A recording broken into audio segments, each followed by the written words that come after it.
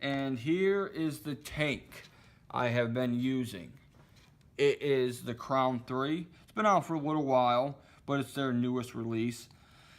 From what I've read, the Crown 2 wasn't a big hit with the consumers, but they really bounced back with the Crown 3. I was excited to test it out and see what it's all about because I have the Crown 1 and absolutely love it. This one did not disappoint, really. So this one here is, as you can see, let's pry it out of there, stainless steel. Also comes in black, matte black, sapphire blue, and rainbow. So they got a little bit of a color selection, so it's not the plain blacker stainless steel that was the only option for so many years. I'm happy that they're making more options for us to be able to switch it up and not be so boring. But now again, I don't have anything against stainless steel. It's a nice clean look.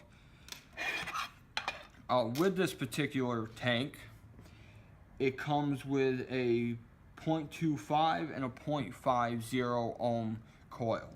Your 0.25 is going to be your higher wattage capability at 80 to 90, whereas your 0.5 is going to be 70 to 80 watts. And this device, or excuse me, tank, is extremely easy to navigate.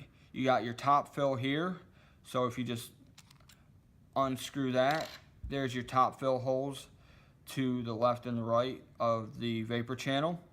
Very simple. As you saw, the top cap came off very easy. It was nice to see that. Now, undoing the base, there you go. You notice that there is no threads on the inside of that. I really like this aspect of the tank. The coil simply, real snug, pulls out.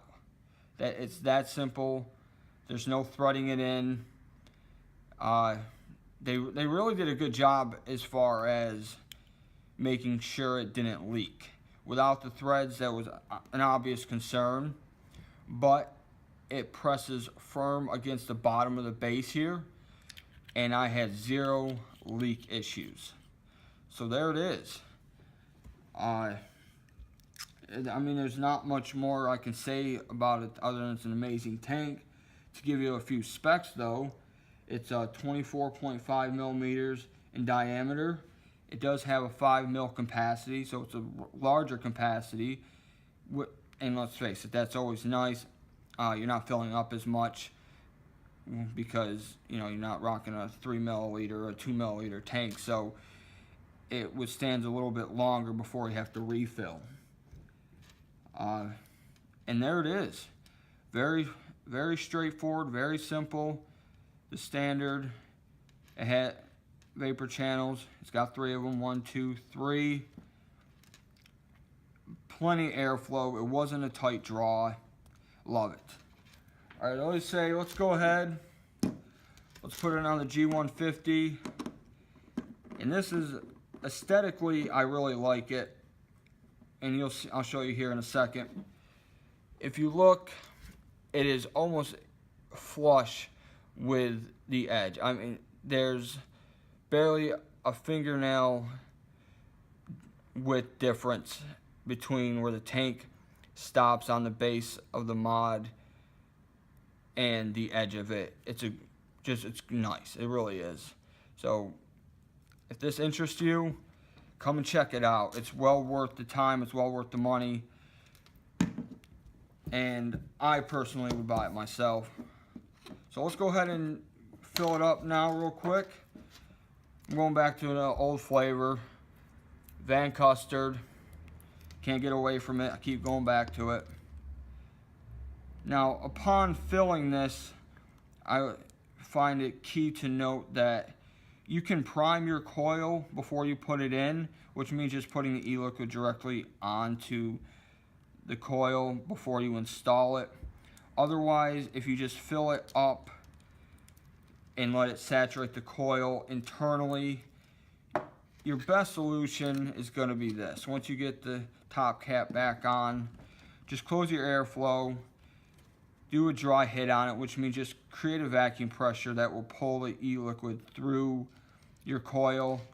Keep your finger off the fire button, and what you'll see is little air bubbles will come up when it's starting to saturate the coil. When they stop, then you basically have full saturation and you're good to go. Another note worth mentioning is I would recommend go ahead and just run a little bit lower wattage than what it recommends for this particular coil, which is the 0.25 at 80 to 90 watts, just to kind of prime it a little bit, get it used to the heat. You don't want to blast it at full on full range right away. Give it time to break it in a little bit. So let's go ahead. It's going to ask you if it's new or old. Hasn't been used too much. So let's go ahead and go with new. Do a quick vape on it and see a little bit of production so you see what it's working with.